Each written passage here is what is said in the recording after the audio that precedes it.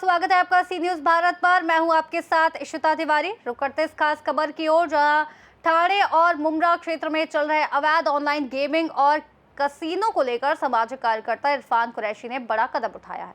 लगातार शिकायतों और आरटीआई के बावजूद कार्रवाई नहीं होने पर उन्होंने अब मुंबई हाई कोर्ट में याचिका दायर कर इसे रोकने की मांग की है।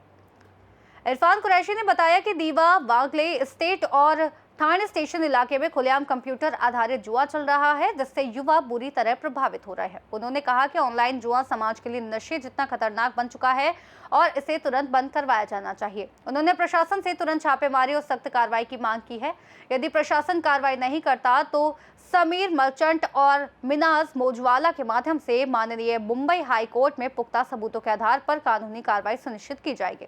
आपको बता दें कि इरफान कुरैशी ने आश्वस्त किया है कि अवैध ऑनलाइन गेमिंग के संचालन में शामिल सभी लोगों और उनके नेटवर्क के खिलाफ कड़ी कार्रवाई की जाएगी। ये मामला ठाणे में कानून व्यवस्था और युवा सुरक्षा के लिए गंभीर चुनौती के रूप में देखा जा रहा है। सी न्यूज भारत के सभी दर्शकों का स्वागत है। मैं साबिर शेख आपको कुछ बताना चाहता हूँ कि कुछ दिन पहले मुंब्रा के इरफान कुरैशी, जो कि एक सामाजिक कार्यकर्ता है, उन्होंने एक मुद्दा उठाया था कि जिसको गेमिंग लॉटरी कहा जाता है, जो कि एक जुगार जिसको कहा जाता है।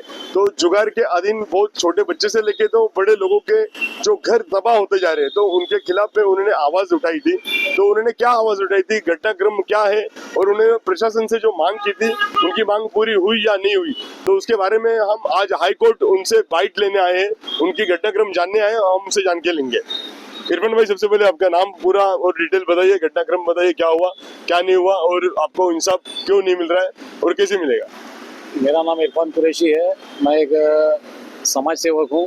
पिछले कई महीनों पहले मैंने आशुतोष डुमरे, जो हमारे थाना के पुलिस कमिश्नर है, उनको मैंने एक निवेदन पत्र दिया था। उस शिकायत पत्र में ऐसा था कि जो थाने ज़िले के अंदर जो गेमिंग, ऑनलाइन गेमिंग जो चल रही है, उसको रोकने के माध्यम से मैंने एक शिकायत दी थी कि यहाँ पर तकरीबन 200 से 300 ऐसे अवैध शॉप है, जहाँ पर जो आदमी दिन भर काम करता है, सारी अपनी तनख्वाह लाकर या कर्जा कर कर ये जुआ खेलता है। इसको बंद कराने के माध्यम से मैंने आवाज़ उठाई थी। मुझे एक दिन अचानक वागले स्टेशन से कॉल आता है, शायद हमारे पुलिस कमिश्नर ऑफिस से वो लेटर फॉरवर्ड हुआ होगा, और ये लेटर हमने हमारे यहाँ के ये कलेक्टर में भी दिया था थाना के, तो शायद कलेक्टर से फॉरवर्ड हुआ होगा। तो वहाँ पर से जब मुझे कॉल आता है तो मैं जानकारी के लिए वहाँ पर जाता हूँ, तो उन्होंने कहा कि हमारे यहाँ पर ऐसे कुछ 25 या 30 मामले पहले से दर्ज है, उस पर हम कार्रवाई कर रहे हैं। तो जब उन्होंने मुझे ऐसा कहा कि यहाँ पर हमने 25 से 30 मामले दर्ज किए हैं, तो मैंने तत्काल एक आरटीआई एक माहिती वहाँ पर डाली वागले स्टेट में।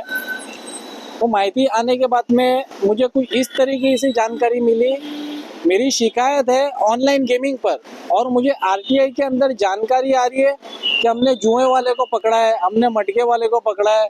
मतलब उस आरटीआई में जो ऑनलाइन गेमिंग जो चल रहा है उसका कहीं पे पर जिक्र नहीं है, ना कहीं पर यह बताया जा रहा है कि यहाँ पे ऑनलाइन गेमिंग था, हमने इसके ऊपर कोई कार्रवाई की है। तो ये मेरे फॉलोअप के अंदर ऐसे 250 से 300 शॉप अब तक सामने आ चुके हैं, जहाँ पर ये कारोबार को खुलेआम किया जा रहा है। हमने प्रशासन से, कलेक्टर में हमने जिलाधिकारी से शिकायत करी, हमने हमारे डीसीपी साहब जो हमारे अमर सिंह जाधव साहब है, वहाँ पर भी आशुतोष डुमरे साहब ने एक लेटर दिया था कुछ इस तरीके से। उन्होंने नहीं, मेरे एक्नॉलेजमेंट पर ही उन्होंने साइन किया था कि ये जो लेटर है इनके ऊपर जल्द से जल्द कार्रवाई की जाए। तो वो लेटर हमारे यहाँ पर आने के बाद में हमारे अमर सिंह यादव साहब को हमने दिया। उसके बाद में 2-3 मरतबा हम मिलने भी गए। अब शायद वो मीटिंग में थे, इसलिए इस कारण हम मिल नहीं पाए, क्योंकि डिपार्टमेंट है, डीसीपी है, तो शायद काम उनको हमारे से ज़्यादा रहता होगा। तो मुझे कहीं पर भी फॉलोअप नज़र नहीं आया। हम वागले स्ट्रीट में सीनियर पीआई गवारे साहब से भी मिले। गवारे साहब ने बोला कि हमारे देवकर साहब से जो एपीआई है उनसे मिलो। अब देवकर साहब के पास जाते हैं तो कभी हमें ऐसा सुनने में आता है कि वो गांव चले गए। देवकर साहब कौन से पोस्ट पे? ये एपीआई है। और जब मुझे माहिती दी गई थी तो उस वक्त भी देवकर साहब का नाम आया था कि ये आरटीआई कक्ष के अंदर हमारे देवकर साहब है, इनसे आकर आप मिलिए। तो आपका प्रशासन से क्या ऐसे तो नहीं मिली जुली कुछ? देखिए, अब तक तो मैंने जो भी फॉलोअप किया है पुलिस डिपार्टमेंट में, और अभी भी कुछ मेरी आरटीआई पेंडिंग है जिसका मुझे जवाब नहीं दिया गया। और कई ऐसी फाइल मेरे सामने आरटीआई की माहिती ऐसी आई है कि जिसमें मुझे जानकारी नहीं दी गई है। तो मुझे अंत में ऐसा लग रहा है कि अब मुझे न्यायालय का दरवाज़ा खटखटाना पड़ेगा और मुझे जो भी न्याय है ये कोर्ट से ही लेना पड़ेगा। और आपके चैनल के माध्यम से मैं एक चीज़ स्पष्ट करता हूँ कि ये जो मैं फॉलोअप ले रहा हूँ इसमें मेरा कोई ज़ाती फ़ायदा नहीं है। ये जो घर के घर जो नस्लें के नस्लें तबाह हो रही है जुए के पीछे, मैं इसके पीछे आवाज़ उठा रहा हूँ कि ये अचानक कभी कभी किसी प्रेस वाले ने बंद करा दिया या किसी सामाजिक कार्यकर्ता ने बंद करा दिया या वहाँ के स्थानिक लोगों ने बंद करा दिया, लेकिन कुछ दिनों बाद क्या होता है वो फिर से दुकान खुल जाती है। हमारे थाना शहर के अंदर ऑनलाइन गेमिंग के अलावा कई ऐसे कसिनो भी है जो अवैध तौर पे चलाए जा रहे हैं और मुझे लगता है ये बहुत बड़ी सांठगांठ है कहीं ना कहीं प्रशासन के कुछ अधिकारियों की, जिसकी वजह से खुलेआम चलाया जा रहा है। तो मेरी प्रशासन से ये मांग है कि इनको बंद किया जाए। लेकिन मैंने इसके पहले भी मीडिया के माध्यम से हमारे जो डिपार्टमेंट के जो अधिकारी जो हमेशा व्यस्त रहते हैं, तो शायद मैंने सोचा कि हमारे समाचार के माध्यम से उनको मेरी आवाज़ पहुंचा दूं। उसके बाद में भी मुझे लगता नहीं है कि कहीं पे कार्रवाई हुई या कोई एक्शन लिया गया। अच्छा, मैं आपको कहना चाहूंगा कि आपको प्रशासन से अभी कुछ उम्मीद है या नहीं है? मुझे प्रशासन से उम्मीद बिल्कुल नहीं है कि मुझे अभी ऐसा लग रहा है कि मैंने जो पिछले मुझे लगता है 1 साल होने आया है, अब तक तो कोई कार्रवाई सामने आई नहीं है। मैंने माहिती भी दी, माहिती में भी मुझे कोई स्पष्ट रूप से ऐसा नहीं देखने को मिला कि यहाँ पर ऑनलाइन गेमिंग का कुछ जो काम चल रहा है वो बंद किया गया हो या मेरी तकरार का मुझे कोई जवाब दिया गया हो कि आपकी तकरार पर जल्द से जल्द कार्रवाई की जाएगी। आज मैंने हाईकोर्ट में मेरा आने का माध्यम ये है कि मैंने हमारे जो एडवोकेट समीर मर्चेंट है, मेरे एडवोकेट समीर मर्चेंट, उनको मैंने बात की, सारे मैंने पेपर्स, मेरे तकरार, मैंने जो भी मुझे आरटीआई जो इन्फॉर्मेशन मिली थी और जिस जिस सेक्शन में मैंने जाकर जो सीनियर लोगों से बात की वो सारी डिटेल्स हमने हमारे एडवोकेट समीर मर्चेंट और हमारी एडवोकेट मीनाज मोजावाला, ये 2 लोगों को हमने दिया है। अब ये रीड फाइल ये 1 से 2 दिन में हमारा रीड फाइल होगा और रीड फाइल होने के बाद में जल्द से जल्द हम कोशिश करेंगे कि वो उस पर हम पीआईएल फाइल करें। आपके जो एडवोकेट है समीर मर्चेंट एंड मीनाज मोजावाला, इन्होंने आपको क्या आश्वासन दिया है पेपर सब रीड करने के बाद में? अभी उन्होंने पेपर रीड करने के बाद में तो उन्होंने ये कहा कि हम एक काम करते हैं, डिपार्टमेंट को अभी नोटिस देने का तो कोई मतलब नहीं है, लेकिन फिर भी हम एक अल्टीमेटम एक नोटिस देंगे कि आपने कार्रवाई क्यों नहीं की। तो एक लीगल नोटिस जो कोर्ट के माध्यम से एक एडवोकेट का जो प्रोसेस रहता है वो माध्यम से इनको हम देंगे, लेकिन हमारा जो इरादा पूरा इनको जो बंद कराने का है वो हिसाब से हम रीड फाइल करके जल्द से जल्द पीएल फाइल करेंगे। अच्छा, तो मतलब आपको अभी सिर्फ कोर्ट से उम्मीद है, तो हाई कोर्ट में आप इस वजह से आए?